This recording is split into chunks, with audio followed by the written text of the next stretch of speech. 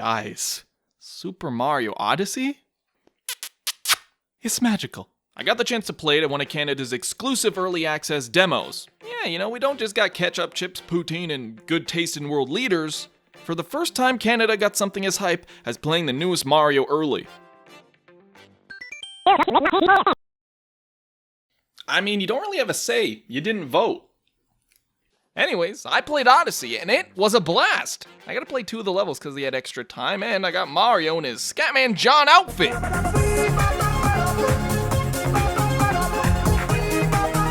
And let me tell you, any small worries I could have had about this game vanished. It was great.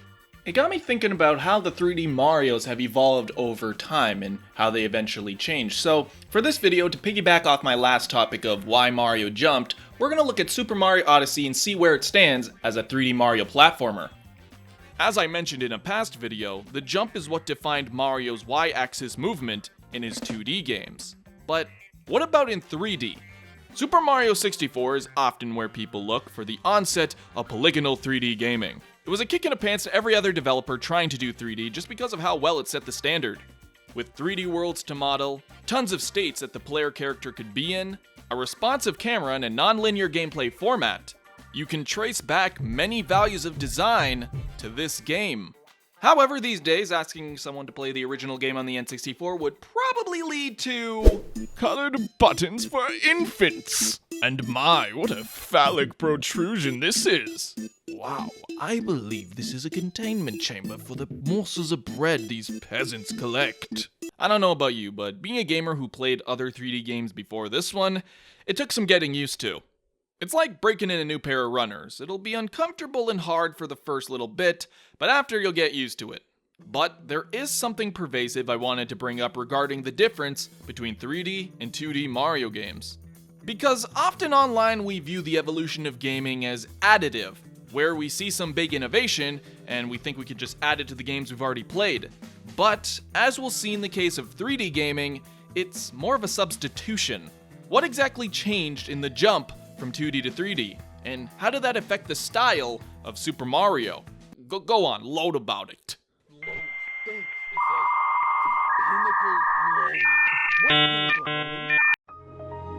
That's right, it's the Z-axis. Or rather, it's how the Z-axis changed the relationship the player had with the Y-axis. Think about what jumping meant in 2D games. In 2D Mario's, it was your way of getting around obstacles. It heavily impacted the level design. However, with the new plane added, instead of stomping on Goombas, Mario can kind of just walk around them, to the point where it loses a lot of the value it had in the 2D realm. For example, a YouTuber by the name of Pancake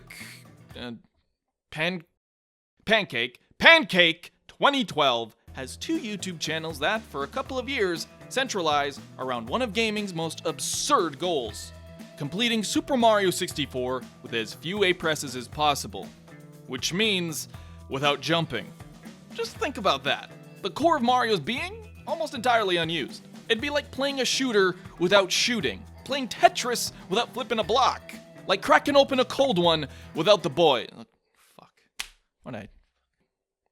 I am very sorry. But Panin is nuts. He uses every possible exploit in Super Mario 64 to gain even the most incremental distance in the Y direction. I can't even pretend to understand half this shit. What I want to point out though is that he collects many of the game's stars, which is the main goal of each level, without a jump. It shows how the jump isn't necessarily required to do stuff in this game, which heavily contrasts with Super Mario Bros. As you can't even get past the first screen without jumping. Fuck that guy. Many people wonder why 3D platformers aren't relevant in the game industry today, but it all points back to the ability of the jump, and how this mechanic on its own is dying.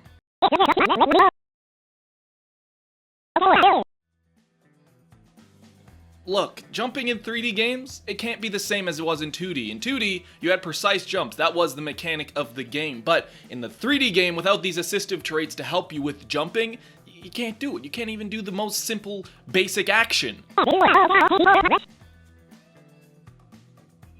like to think people take my videos seriously. Yeah, Lax, you produce high-quality, mature, and intellectual content. To illustrate my point, Let's look at the sequel of Super Mario 64, Super Mario Sunshine. What are you pointing at? Something behind me? Why are you pointing at me? Got something to say? In interviews leading to the game's release and even afterwards, Miyamoto expressed large concerns about the format of Mario and how it was greatly challenged in the 3D game, saying that while 3D has expanded the worlds, it's shrunk the user base.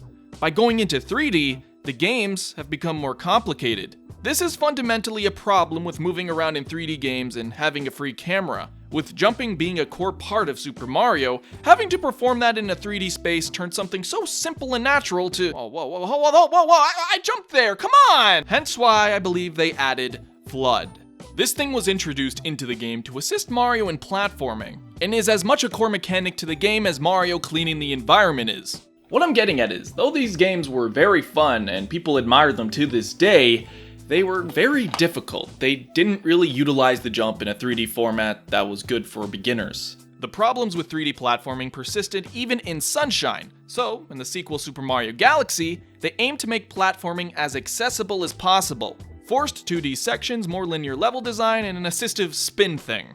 This allowed pervasive and unique ideas such as the gravity mechanics to truly be interesting to the player instead of troublesome to navigate. Super Mario 3D Land and World also implemented more 2D platforming mechanics into its general level design to make platforming easier and more linear.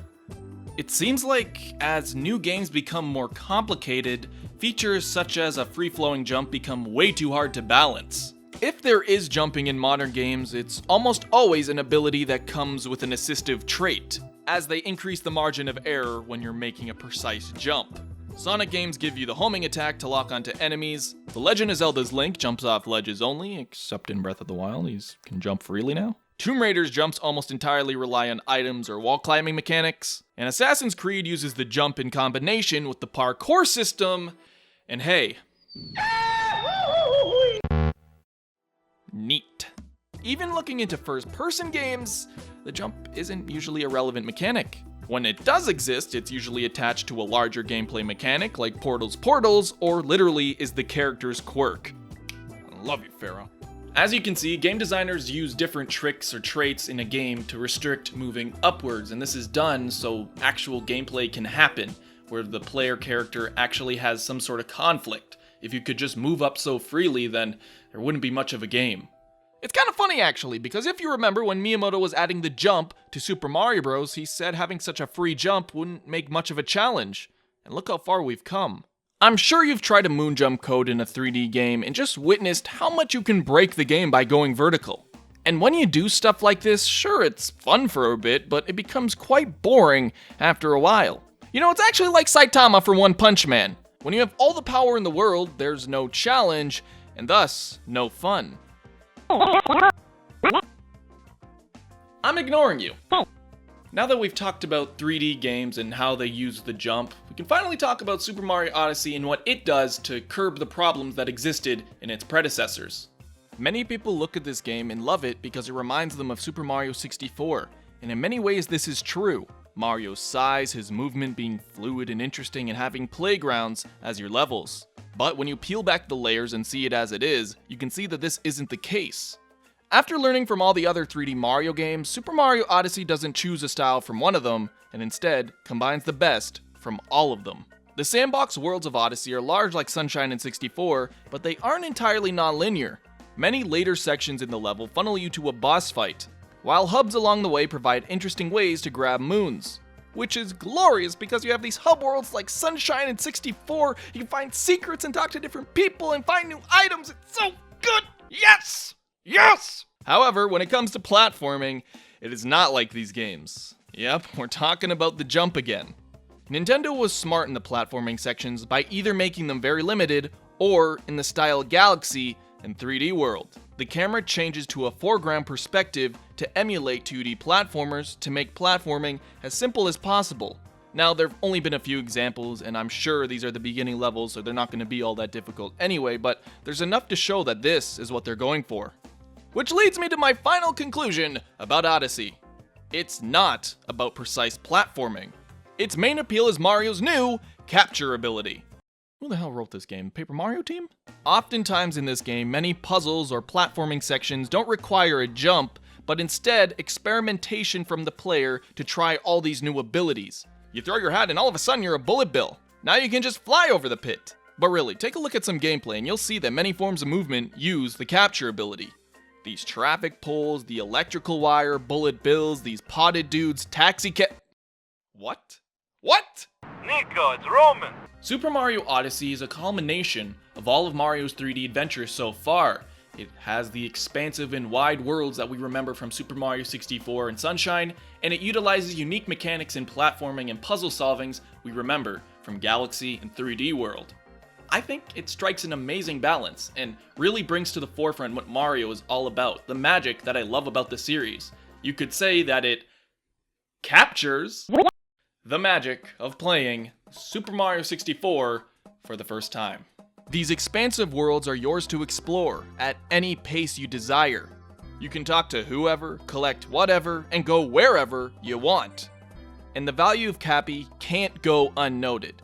It's like you can throw your hat at whatever. What one player does will be different for another player. It's so cool. I truly believe that this game will introduce a new generation to the Mario games that I grew up with, for the reasons why I loved them. And if I could have asked for anything in the new Mario game, that's it.